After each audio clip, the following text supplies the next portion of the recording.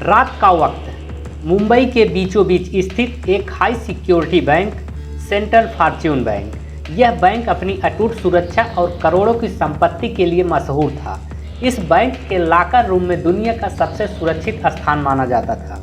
लेकिन इस रात कुछ ऐसा होने वाला था जिसे कोई सोच भी नहीं सकता था। एक टीम, 5 लोग और एक प्लान। महीनों की प्लानिंग के बाद राजवीर और उसकी टीम ने इस बैंक को लूटने का प्लान बना लिया था।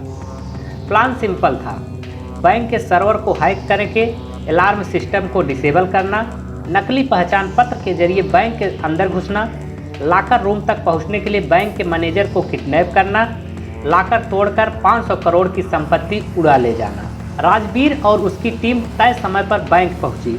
सब कुछ प्लान के मुताबिक हो रहा था। हैकर ने सर्वर को हैक कर लिया। टीम बैंक के अंदर घुस चुकी थी, लेकिन जब वे लॉकर रूम तक पहुंचे तो वहां का नज़ारा देखकर उसके होश उड़ गए। लॉकर पहले से खाली थे।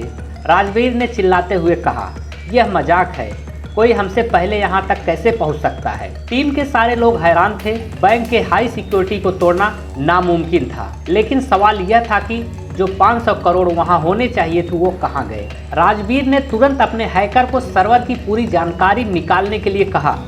हैकर ने बताया कि बैंक का अलार्म सिस्टम 2 घंटे पहले ही किसी ने डिसेबल कर दिया था, लेकिन हमने तो अभी अभी यह किया है, हैकर ने कहा। इसका मतलब कोई और टीम पहले से ही यह सब प्लान कर चुकी थी। इसी बीच राजवीर को बैंक के सीसीटीवी रूम में कुछ संदिग्ध फुटेज मिली।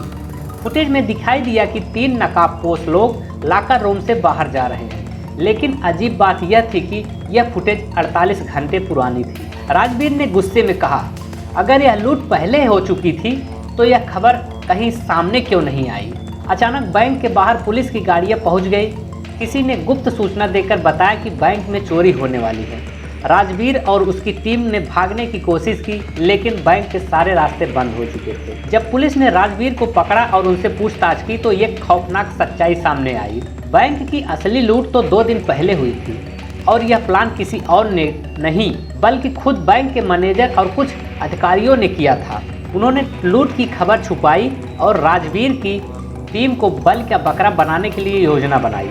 राजवीर ने जेल जाते जाते पुलिस को यह आखिरी बात कही, यह खेल अभी खत्म नहीं हुआ है, जिसने हमें फंसाया है वह भी बच नहीं पाएगा। कुछ हफ्तों बाद बैंक मैनेजर और उसके सभी साथी रहस्यमय तरीके से गायब हो गए और इस केस को हमेशा के लिए बंद कर दिया गया। यह लूट कभी हुई ही नहीं, लेकिन इसका बदला हमेशा याद रहेगा।